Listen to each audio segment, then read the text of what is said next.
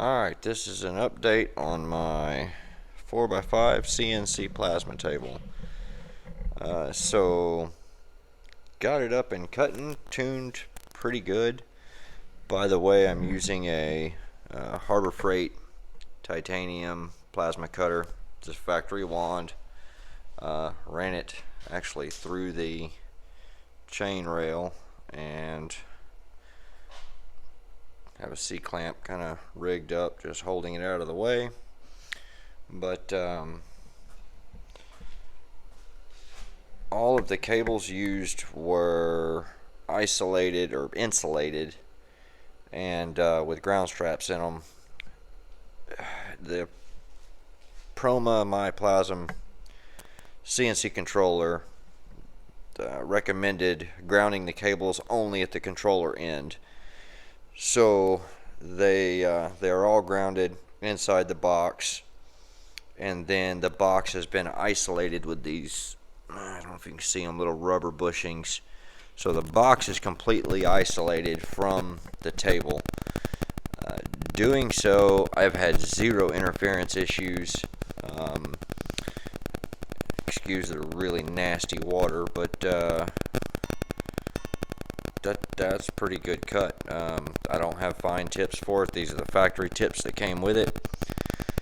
I built a temporary water table out of aluminum because I had it laying around. Yeah, it's an expensive water table for temporary use, but it's working. I also got some food grade what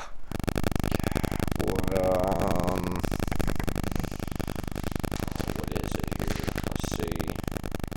Sodium nitrate as a mixture that to put in the water to keep the steel from rusting, and it's not actually straight sodium nitrate. It's some kind of curing salt that's large percentage sodium nitrate, but has not worked very well at all, as you can see. I don't want to. I did finally get some pure sodium nitrate, and I didn't want to mix it up yet because I want to drain this table, build a reservoir that fits underneath so that I can drain it and then push it back up to the table via a filter and pump, and that way I can filter the water, pump it back up to the table when I want to use it. When I don't want to use it, open the valve, drain it down to the tank, can move the table around without sloshing water everywhere. All this was temporary cuts, just getting it tuned and figured out. 1/8" mild steel plate, what I've started with. It's what I've been running on it. Have not tried anything else. As far as the stepper motors, they tore me up in the beginning, setting the stepper drivers and step amount. I picked arbitrary numbers, and it was missing steps really bad. It was catching itself back up with the closed loop, but it was causing a very fast, erratic speed issue. And of course, when it's jump across 2 inches really fast, it wouldn't cut that 2 inches. Finally, after about pulling my hair out, what's left of it, I found out that the program has its preferred step counts for the measurements you give the program for as far as how much movement in one rotation of the motor.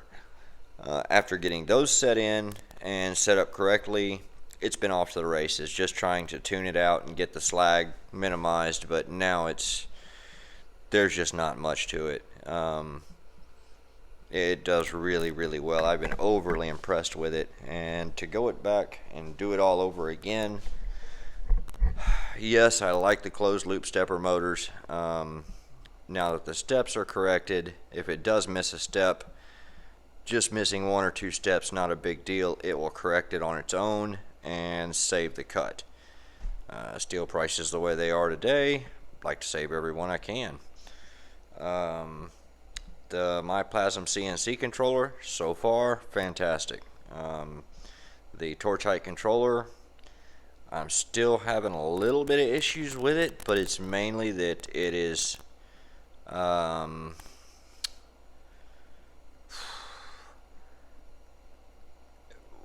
when it does the pilot, it starts a cut, it's either way too high or right on the money, and it's inconsistent as far as it'll be one or the other different times throughout the same cut. So every time it has to stop and start a new cut, it will one time, you know, drop down low enough like it's supposed to, and then on another time it will not do so. Now it drops fast enough to start the cut that hadn't ruined any cuts yet, but it still just doesn't seem right. So I'm still playing with it. But other than that, no extra shielding on the wire. You can see it's running there pretty tight. Soldered and heat shrink all the connections. Actually had it wired the first time and did not care for it. It looked like a rat's nest.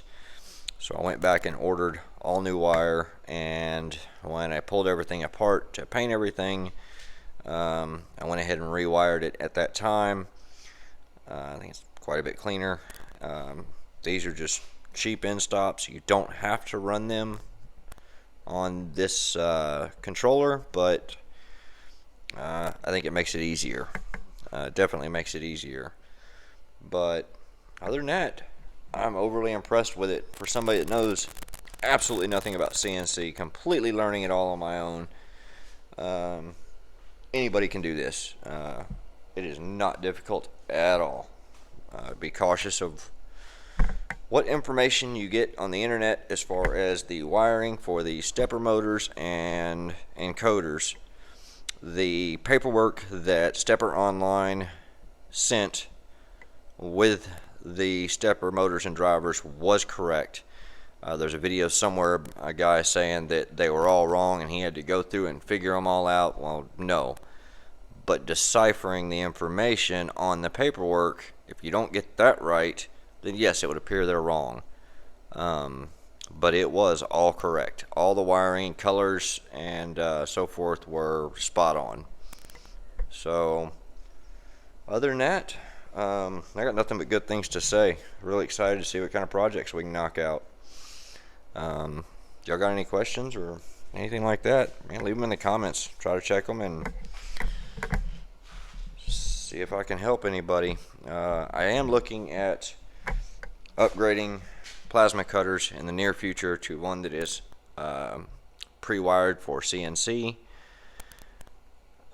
But in the meantime, torch height controller is wired to this one and everything is working correctly.